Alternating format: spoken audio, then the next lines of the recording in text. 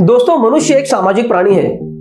एक ऐसा सामाजिक प्राणी जिससे समाज को सबसे ज्यादा खतरा है। इस प्राणी का स्वभाव है एक दूसरे से झगड़ा करना। जिस तरह पुराने दिनों में लड़ाई के लिए तलवार, भाले, तीर कमान और उसके बाद पिस्तौल इस्तेमाल किए जाते रहे, अब हथियार बदल गए हैं। आज के जमाने में लोग डिजिटल झगड़ा करते हैं। एक दूसरे को बात बात में ऑनलाइन गाली फेंक कर मारना बहुत आम बात है। जब तब किसी न किसी टॉपिक को लेकर सोशल मीडिया पर लोग एक दूसरे से झगड़ बैठते हैं। वैसे एक अच्छी बात यह है कि इस झगड़े में किसी का खून नहीं बहता। हाँ, लेकिन एक दूसरे के लिए मन में ईर्ष्या, जलन और दुर्भावना काफी हद तक बढ़ जाती है। वन एंड ओनली शो में मैं the one and only Shyam आपका बहुत स्वागत करता हूँ।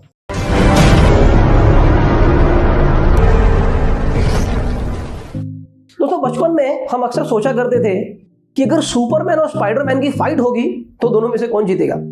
राइट, ये बहुत ही बेतुका सा सवाल होता था जो हम खुद से पूछते थे, और मजे की बात यह है कि इसका जवाब भी हम खुद अपने आप को देते थे। वैसे इस कंपैरिजन की कोई तुक नहीं थी, लेकिन अब बच्चों से उस छोटी सी उम्र में कोई हाथी घोड़ा तो एक्सपेक्ट नहीं कर सकते ना। अच्छा, बचपन में ठीक इसी तरह का एक और कंपैरिजन हम सुना करते थे जो अब तक थमा नहीं है। जानते हैं क्या? मोहम्मद रफ़ी और किशोर कुमार के बीच कंपैरिजन इस चीज का कि इन दोनों में बेहतर सिंगर कौन है। सोशल मीडिया पर आए दिनों यह बहस होती रहती है, जहां लोग अपना अपना ओपिनियन देते हैं और बाकी लोगों से उनका ओपिनियन जानना चाहते हैं।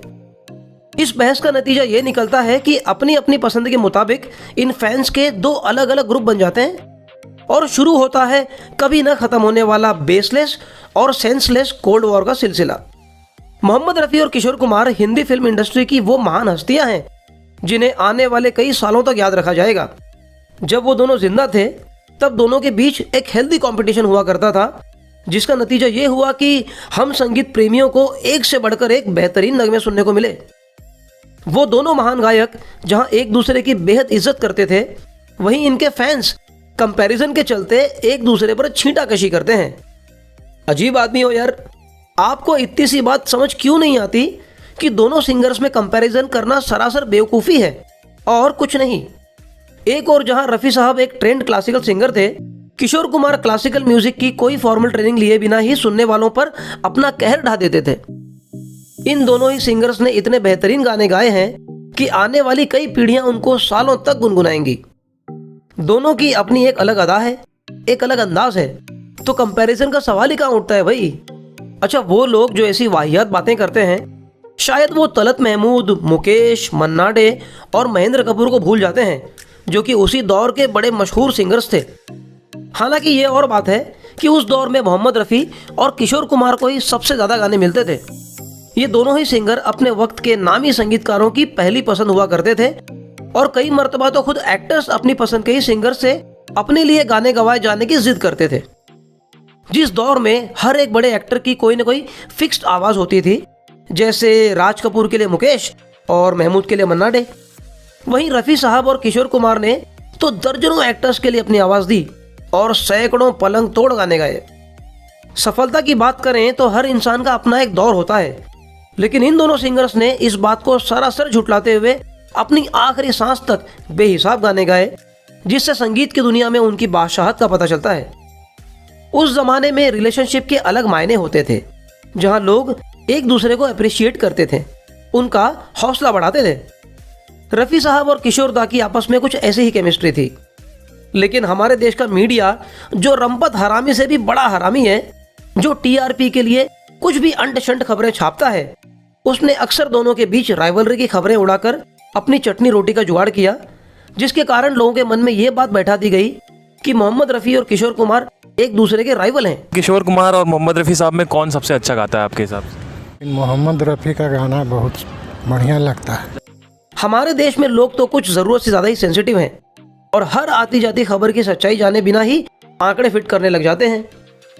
वैसे क्या आप जानते हैं, आजकल ये फैंस एक अलग ही डिमांड कर रहे हैं, और वो डिमांड ये है कि रफ़ी साहब और किशोर दा को देश का सर्वोच्च नागरिक सम्मान भारत रत्न से नवाजा जाए। उनका कहना है कि जिस कलाकार ने भारत देश को दुनिया भर में इतना मान सम्मान दिलाया है, क्या सरकार उन्हें भारत रत्न का हकदार नहीं समझती? कुछ साल पहले एक इंटरव्यू के दौरान मोहम्मद रफ़ी साहब के बेटे शाहिद रफ़ी ने जब भारत रत्न का मुद्दा उठाया था तो उन्होंने इस बात की आशंका जताई थी कि शायद मौजूदा सरकार उनके मुस्लिम होने की वजह से उन्हें यह अवार्ड देने से कतरा रही है। बहरहाल रफ़ी साहब के चाहने वाले हर धर्म हर तबके से आते हैं और वैसे भी संगीत किसी धर्म विशेष या किसी संप्रदाय की जागीर नहीं है कि किसी फनकार की जात या उसका मजहब देखकर उसे उसका हक देने की हिमायत करे। रफ़ी साहब अपने आप में एक रत्न हैं। उनका रुतबा, उनका रसूख किसी अवार्ड का मोहताज नहीं है। जो शख्स न सिर्फ एक आला दर्जे का फनकार बल्कि एक बेहतरीन इंसान भी था, आज लाखों करोड़ों के दिलों में बसता है, ये क्या कम है। स्वर्ग कोकिला लता मंगेशकर को भारत रत्न सन 2001 में दे दिया गया था। रफ़ी साहब की डेथ के 41 साल बाद भी आज अगर उनके फैंस को सरकार के आगे अपने हक के लिए रोना गिड़गिड़ाना पड़े तो थोड़ी टीस उठना तो स्वाभाविक है। वो आवाज जो रोते को हंसा दे, सोते को जगा दे और चलते को रुका दे, उसी आवाज का जादू करोड़ों लोगों के सर चढ़कर बोल रहा है। आखिर यूं ही मोहम्मद रफ़ी की आवाज को भगवान की आवाज नहीं कहते।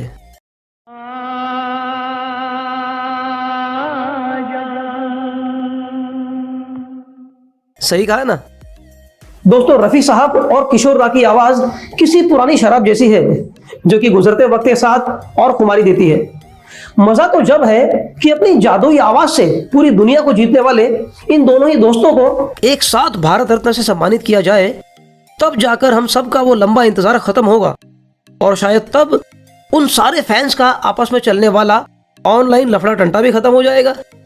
उस दिन का इंतजार रहेगा। दोस्तों, आपकी इस पूरे मामले पे क्या राय है?